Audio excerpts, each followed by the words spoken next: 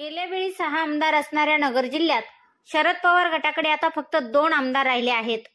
4 आमदारांनी अजित पवार गटाचा रस्ता धरल्यामुळे पवार नाराज आहेत. पवार नाराज झाल्यावर काय होते हे यापूर्वी सोडून गेलेल्या आमदारांना पाहिल्यावर समजते. जिल्ह्यातील ज्येष्ठ नेते मधुकरराव पिचड हे त्यातीलच एक उदाहरण आहे.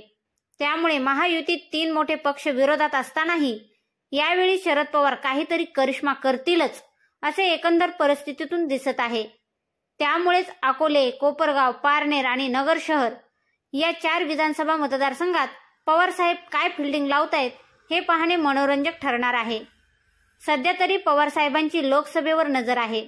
मात्र त्यानंतर नगर जिल्ह्याची गणिते बदलण्याची शक्यता आहे.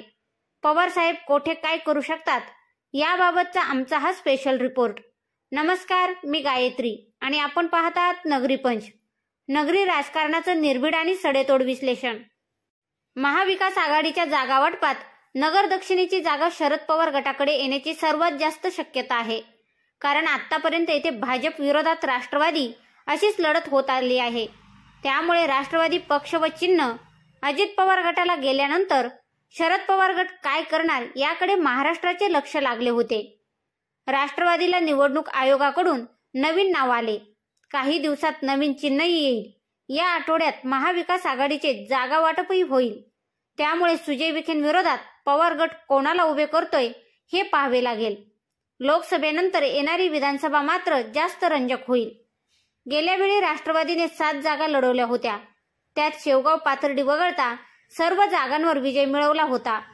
आता ही राष्ट्रवादी जागा वाटपात किमान 6 जागा घेतील अशी शक्यता आहे. गेल्या वेळी 6 आमदार असणाऱ्या नगर जिल्ह्यात शरद पवार गटाकडे आता फक्त 2 आमदार राहिले आहेत. त्यात कर्जत, जामखेड आणि राहुरीतून अनुक्रमे रोहित पवार व प्राजक्त तनपुरे यांचे तिकीट यंदाही फिक्स राहील. मात्र उर्वरित 4-5 तालुक्यात शरद पवार गटाला उमेदवार शोधावे लागतील. आपल्याला सोडून गेलेले निलेश लंके, संग्राम जगताप, डॉक्टर किरण लहामटे आणि आशुतोष काळे यांचा पराभव करण्यासाठी पवारसाहेब सर्व ते डाव टाकतील.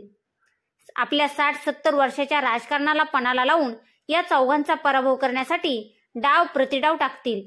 या 4ही तालुक्यातील विरोधक एकत्र करणे, आघाडीतील कार्यकर्त्यांना एकसंघ ठेवणे, नाराजांची वज्रमूठ बांधणे हे करण्याबरोबरच पवार गनिमी कावेही आखतील. काँग्रेसचे ज्येष्ठ नेते बाळासाहेब थोरात, उद्धव ठाकरे, संजय राऊत, सुप्रिया सुळे, जयंत पाटील यांना सोबत घेत सभांचा धुराडाही उडवतील.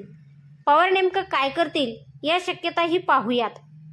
अकोल्यात लहामटे हे अजितदादा गटात आहेत. त्यांचे परंपरागत विरोधक वैभव पिचड हे भाजपात आहेत. तेथे पवार पिचडांना पुन्हा आपल्याकडे आणण्याचा प्रयत्न करतील ही शक्यता जास्त वाटते. कारण ज्येष्ठ नेते मधुकरराव पिचड यांचे पवारांशी जुने संबंध आहेत. पवार पुन्हा त्यांना मानाने आपल्याकडे घेतील.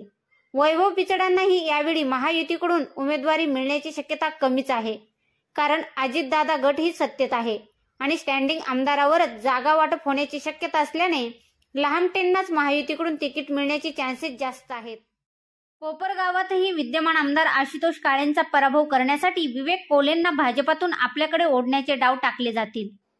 कारण काळे व कोले दोन्ही सत्तेत असल्याने त्यांच्यापैकी एकालाच महायुतीकडून तिकीट मिळणार आहे.